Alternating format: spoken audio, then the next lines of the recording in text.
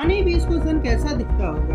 हमारे पास दो किडनीज क्यों होते हैं जबकि हम एक किडनी के सहारे भी आराम से जिंदा रह सकते हैं? क्या हम मांस को एनर्जी का ही फॉर्म कह सकते हैं? इस वीडियो में आपको ऐसे ही मजेदार सवालों के जवाब मिलेंगे जिसके जवाब सुनकर आपके होश उड़ जाएंगे। तो चलिए बिना देरी किए शुरू करते हैं हम अपने डिस्कवर्ड क्वेश्चंस के अगले अध्याय को। Question number 1। हमारी आंखें अल्ट्रावायलेट रेडिएशंस का पता नहीं लगा सकती हैं जो मधुमक्खियों में पाई जाने वाली क्षमता है। तो सूरज मधुमक्खियों को कैसा दिखाई देता होगा? मधुमक्खियां स्पेक्ट्रम के विजिबल पार्ट में भी देखती हैं। स्पेक्ट्रम के रेड एंड की ओर उनकी विजिबिलिटी इतनी खराब है कि जो हमें लाल दिखाई देता है वह उन्हें काला दिखाई देता है। वे निश्चित ही वॉयलेट से बहुत आगे शॉर्टर वेवलेंथ देख सकती हैं कि वे अलग अलग रंगों के बीच डिफ्रेंशिएट कर सकती हैं। ये भी हमें प्रूफ करके दिखाया गया है। मधुमक्खियों को भी सूरज दिखाई देगा लेकिन रंग अलग होंगे। उनमें अल्ट्रावायलेट डिटेक्ट करने की एबिलिटी जरूर कोई बायोलॉजिकल या इवोल्यूशनरी एडवांटेज देता है। मुझे नहीं पता कि मधुमक्खियां दिन के दौरान लाइट के एबंडेंस की सौंदर्य सुख ले पाती हैं या नहीं। अगर उनके पास उस लाइट का नाम जो एयर मॉलिक्यूल से बिखरने पर आता है कुछ ऐसा जो हमें नीला आसमान देता है तो उनका आकाश अल्ट्रावायलेटी ब्लू होगा।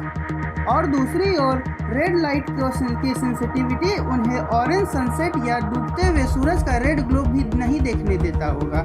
इसका मतलब उन्हें सूरज एक ब्लैक स्पॉट जैसा दिखता होगा। Question number 2। क्या चीज कुत्ते को इंसान का सबसे अच्छा दोस्त बनाती है? वे इंसानों की तरह बिहेव क्यों करते हैं? तो मुझे नहीं लगता कि कोई ये कह सकता है कि कुत्ते इंसानों की तरह बिहेव करते हैं। उन्हें लंबे समय से पालतू बनाया गया है और हम साथ हैं क्योंकि हम कुछ हद तक उनके बिना अधूरे हैं। वे हम पर निर्भर हैं। उनके पास कुछ है जो हमारी तुलना में बहुत बेहतर है, जैसे उनके सेंस ऑफ स्मेल।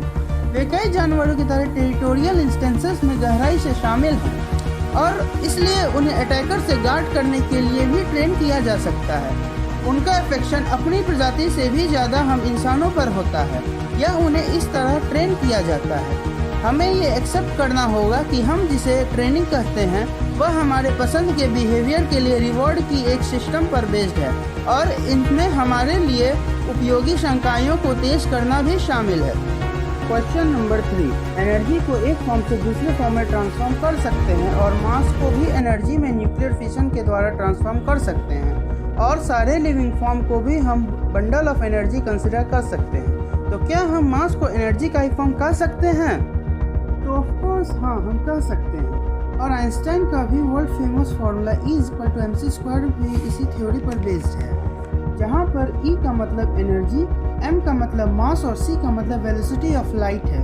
और इस इक्वेशन के अनुसार मास और एनर्जी इंटरचेंजेबल हैं, इसलिए तो कहा जाता है mass is the solid form of energy. Question number 4। North east trade winds Asia में बारिश कैसे लाते हैं? इसी को विंटर मानसून भी कहते हैं। ये हवाएं नॉर्दर्न हेमिस्फीयर में सर्दियों के महीनों के दौरान नॉर्थ ईस्ट से आती हैं। इसका basic driving force south west monsoon जैसा ही है जो हमें गर्मियों के दौरान मिलती है। हवाएं ठंडे रीजन से गर्म रीजन की तरफ आती हैं। समुद्र के ऊपर लंबी दूरी तय करने के बाद हवाएं मॉइस्चर से भर जाती हैं। हमारे मामले में maximum moisture Bay of Bengal से उठाई जाती हैं और देश के साउथ ईस्ट कोस्ट पर उस समय सबसे अधिक बारिश होती है। एशियन कंटिनेंट के ईस्ट कोस्ट के लिए हवाएं पैसिफिक ओशन के ऊपर से मॉइस्चर उठाती हैं।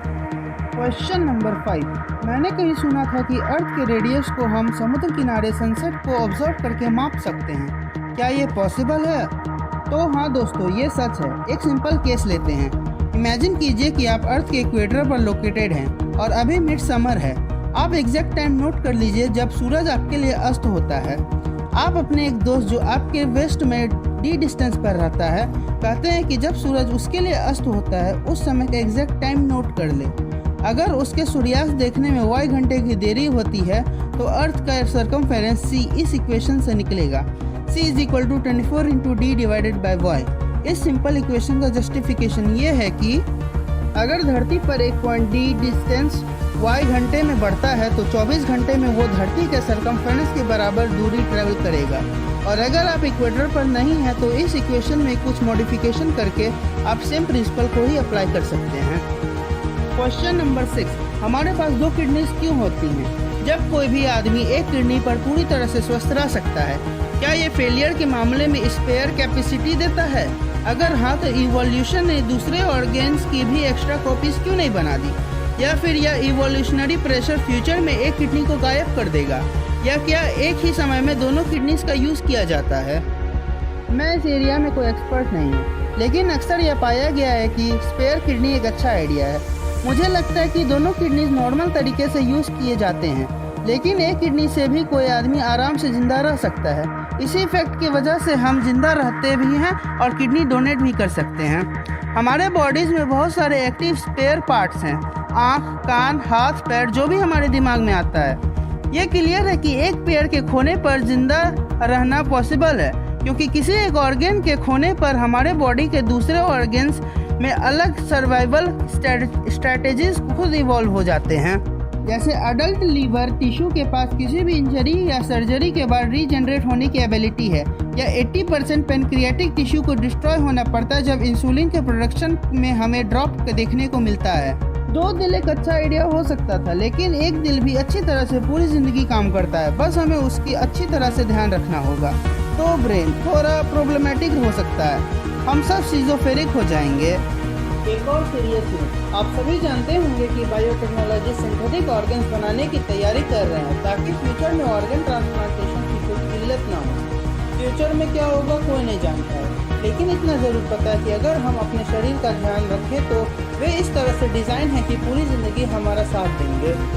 वीडियो कैसा लगा कमेंट करके ज़रूर बताइएगा, और अगर वीडियो पसंद आया हो तो वीडियो को लाइक ज़रूर करिएगा और अपने दोस्तों के साथ शेयर भी करिएगा, और चैनल को सब्सक्राइब कर बेल आइकन को भी प्रेस कर दीजिएगा ताकि चैनल की लेटेस्ट अपडेट आप तक पहुंच सके। मिलते हैं अगले वीडियो में, तब तक के लिए गुड बाय।